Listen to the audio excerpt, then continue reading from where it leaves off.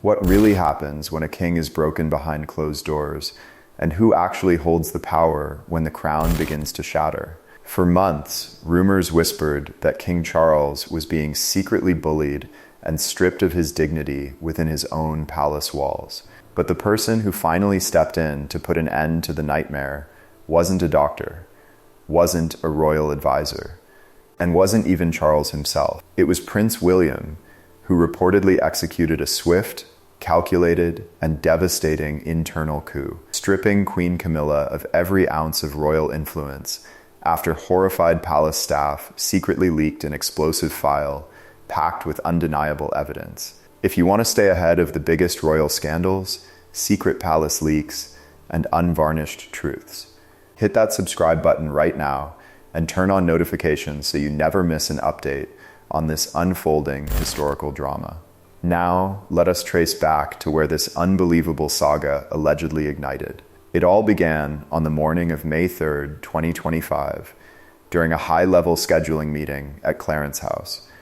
King Charles, Queen Camilla, and a circle of top senior advisors were gathered around the table. On the surface, everything seemed entirely ordinary. Documents were laid out, tea was served, and quiet, formal conversations filled the room. But at exactly 10:30 a.m., the atmosphere didn't just shift, it exploded. Without a single word of warning, Camilla reportedly stood up and unleashed a brutal, unhinged verbal tirade directly at Charles in front of everyone present. Reports claim her voice echoed through the room as she openly called the reigning king weak, spineless, and pathetic. She accused him of always bending the knee to Prince William, venomously claiming he lacked a backbone. This wasn't a quiet, private argument behind locked bedroom doors. This was a ruthless, public demolition of the head of state in front of staff members whose entire life's work is dedicated to serving the crown. One stunned aide described her words as pouring out like unfiltered fire, delivered without a single second of hesitation. Another insider remarked that it felt as though she had been hoarding that specific rage, waiting years for the exact right moment to destroy him. That detail alone suggests this was not an isolated outburst, but rather the boiling point of a toxic dynamic that had been festering in total secrecy for decades. The reaction in that room was immediate and chilling. The entire space went dead silent. A senior scheduling officer who was in the middle of reading a document completely froze in place. Other staff members frantically looked down at their desks or pretended to take notes, desperately trying to render themselves invisible, a deeply human reaction that anyone who has ever witnessed an explosive workplace meltdown can instantly recognize.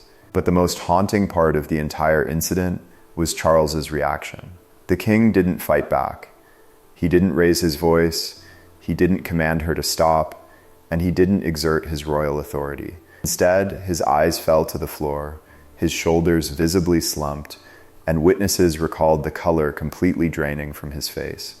When the meeting abruptly ended, Camilla swept out of the room first, leaving Charles sitting completely motionless in his chair, looking as though every ounce of life had been brutally drained out of him. That terrifying moment of silence marked the beginning of the end.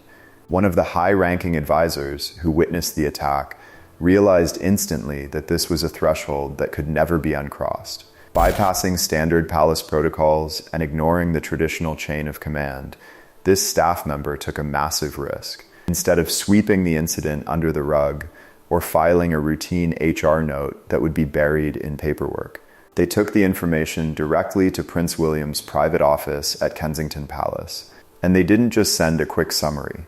The file delivered to William was a fully detailed evidence dossier, complete with time-stamped audio recordings, a verified list of 7 eyewitnesses, and a minute-by-minute breakdown of the entire humiliation. When Prince William opened that file late that night, sources say his rage grew exponentially with every page he turned.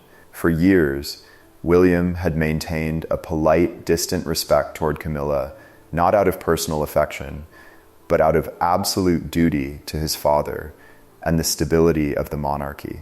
But reading those transcripts shattered whatever fragile truce existed. An insider revealed that William didn't just see a cruel insult hurled at a reigning monarch. He saw his father, a man fighting health battles and carrying the crushing weight of the crown, being systematically broken by the very person who was sworn to support him. By early the next morning, William abandoned traditional diplomacy and shifted instantly into cold, operational execution. He didn't throw an emotional tantrum. He began making covert phone calls, summoning key aides to private meetings, and building an ironclad institutional case against Camilla. Within a single week, Camilla found herself subtly but aggressively pushed out of the palace's inner decision-making circle. One staff member noted that she never saw the hammer coming. One day she was dictating policy and running meetings, and the next, her name was quietly removed from attendee lists and high-level briefing documents. This wasn't a noisy, dramatic confrontation in the hallways. It was a precise, ruthless, and silent stripping of power, executed so seamlessly that by the time Camilla realized what was happening, the trap had already sprung. Once it became clear that Prince William was taking a definitive stand, the floodgates opened across the entire royal infrastructure. Over the next 48 hours, 6 additional formal testimonies surfaced from current and former staff spanning Clarence House, St. James's Palace, and Highgrove. Employees who had suffered in silence for over a decade suddenly found the courage to speak up. A former events manager revealed a long-standing pattern where Camilla would fly into fits of rage whenever public events didn't center entirely around her. If an itinerary highlighted William or Catherine, Camilla would allegedly order staff to alter schedules or intentionally undermine the event's momentum. Another staffer recalled an incident during a 2024 logistics briefing where Camilla slammed her hands on the table and screamed that everyone seemed to forget who the real queen was. Even during the critical planning stages of the 2023 coronation, she reportedly told a lead decorator that without her presence, Charles was nothing more than a temporary placeholder king. These weren't simple complaints about a demanding boss. They revealed a deeply entrenched pattern of psychological manipulation and calculated arrogance spanning multiple years. Former press officers confessed that Camilla had effectively ruled through psychological fear, utilizing her proximity to the king to intimidate staff into compliance. But the moment William signaled that her protection was gone, the dynamic flipped overnight. Staff members realized that speaking the truth was no longer a career death sentence, but a necessary act to save the monarchy itself. Then came what is widely considered the pivotal turning point of this entire historic crisis. On May 6th, King Charles requested an unscripted private breakfast meeting with Prince William at Highgrove House. There were no official press alerts, no formal schedules published, and no royal aides allowed in the room. Just a father and son sitting together in the sunroom, the exact space where Charles used to read bedtime stories to William decades ago. But this was not a gentle family reunion. According to deeply placed sources, Charles finally broke his silence and poured out his heart to his son.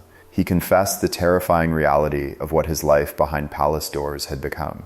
He revealed that behind closed doors, Camilla was deeply cruel, that she routinely lashed out in fits of rage, and that whenever the names of Prince George or Catherine were brought up, her temper became toxic. Charles admitted that she routinely belittled him, mocked his authority, and degraded him even in front of household servants. Then, Charles uttered a line so heartbreaking that it sent shockwaves through the royal inner circle. "I didn't want to lose her, but I've already lost myself." A butler passing down the corridor reported that William stood completely motionless in heavy silence for several seconds before looking directly into his father's eyes and stating with cold, absolute certainty, "You don't need to keep going through this. You're the king." Staff had already noticed alarming signs of Charles's emotional decay over the preceding months' unexplained cancellations, walking out of important meetings early and staring blankly into space. In March, Charles had walked out of a high-level briefing after less than 20 minutes and was later discovered sitting alone in his study, visibly drained and weeping. While the public had assumed these moments were tied to his ongoing health battles, the horrific reality was now clear. The king was being emotionally destroyed from within his own marriage. In that quiet sunroom, Charles looked at his eldest son, placed his trust in the future of the monarchy, and uttered 4 devastating words that changed British history forever. "Do what you must, my son." That single statement gave Prince William the ultimate authority he needed. Within 24 hours of leaving Highgrove, William convened an emergency executive session of the Crown Council. He entered the room armed with a master dossier containing fully transcribed audio recordings, signed witness affidavits, and a comprehensive timeline of abuse. William's focus was sharp, cold, and absolute. One council member recalled William addressing the room with incredible authority, stating firmly, "We are not just saving the crown, we are saving the man who wears it." The response from the Crown Council was swift and unanimous. All 12 members, including senior constitutional advisors and representatives from across the Commonwealth, voted without hesitation to strip Queen Camilla of her operational authority effective immediately. While she would legally retain the nominal title of Queen Consort by virtue of marriage, her role as a functioning, active royal was permanently terminated. Her ceremonial duties were revoked, her public engagements were cancelled, her official seat next to the king at the state opening of Parliament was reassigned to Princess Anne, and formal paperwork was executed to strip her of all 26 of her royal patronages. That evening, Prince William's private secretary personally delivered the official executive decree to Clarence House. Camilla reportedly refused to open the envelope, refusing to even look at the paperwork and telling her lady in waiting that she would not give them the satisfaction. But regardless of her defiance, the machinery of the monarchy had already moved past her. By May 10th, the public began witnessing the systematic digital erasure of Queen Camilla. Royal watchers noticed sweeping edits across official palace websites and social media channels. Her biography page was rewritten in the dead of night. Her former title as Queen Consort Public Representative of the Crown was quietly removed and replaced with a stark, minimal descriptor, wife of King Charles III. This massive institutional downgrade was followed by physical exile. Reports indicate that Camilla was quietly moved out of Clarence House and relocated to Ray Mill House and subsequently Hawthorne Lodge in Wiltshire, a property traditionally reserved for retired palace staff. Her personal staff was drastically slashed from 19 aides down to just 4. Her high-level royal security detail was replaced with a minimal, rotating local security team, and every single one of her upcoming public appearances was erased from the official royal calendar under the vague PR cover story of medical rest. When Camilla desperately attempted to make phone calls to palace executives, begging to retain a stripped-back public role, every single request was firmly rejected. Her personal communications were placed under direct oversight of the King's press office, stripping away her ability to communicate independently with the media. She was officially cut off, isolated, and permanently removed from public life. When she reportedly made one final emotional call to Charles pleading, "Don't let them erase me," Charles offered no rescue, replying with heartbroken finality, "I can no longer protect what you've broken." As Camilla faded into complete exile, the public standing of Prince William and Princess Catherine soared to unprecedented heights. Polls revealed William's approval ratings surging to an astonishing 88%, with Catherine close behind at 84%, the highest popularity metrics recorded for royal figures since 1997. World leaders and international diplomats began directing high-level invitations exclusively to the Prince and Princess of Wales, bypassing the King's traditional channels entirely. At major global summits, key figures were seen dealing directly with William, signaling to the world that the actual center of gravity had officially shifted. By June 2025, King Charles made the most monumental decision of his reign. realizing that his personal health and the scandal surrounding his marriage had damaged his ability to lead. He met with his top advisors and presented a handwritten letter. He announced that he was stepping back from active royal duties permanently. While retaining his title as king, he officially handed all day-to-day operations, executive decision-making, and royal leadership over to Prince William. The announcement triggered a global media frenzy, crashing news networks and dominating international headlines. Weeks after this seismic transition, Prince William sat down for an exclusive television interview as the de facto head of the British monarchy. During the conversation, while discussing the nation's future, William offhandedly dropped a brief, casual remark that sent shockwaves through the media landscape once again. He casually noted that his father seemed much more content living by himself lately. To the average listener, it sounded like a gentle update on a quiet retirement. But to royal analysts and body language experts, it was a deliberate, masterfully executed confirmation. William was signaling to the entire world that Charles and Camilla were no longer living together, effectively confirming their total separation without ever engaging in tacky palace gossip.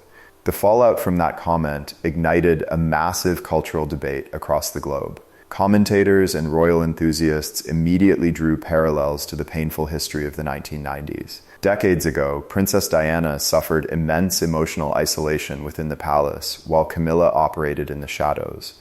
Now, in a dramatic twist of historical fate, Camilla found herself stripped of power, banished to the countryside, and erased from the royal narrative, while Charles lived out his remaining years in quiet solitude.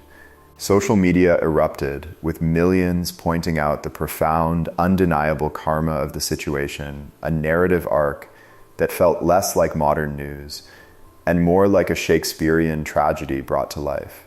Whether every single leaked detail from behind those palace walls can ever be independently verified by official royal press officers, one truth remains absolute.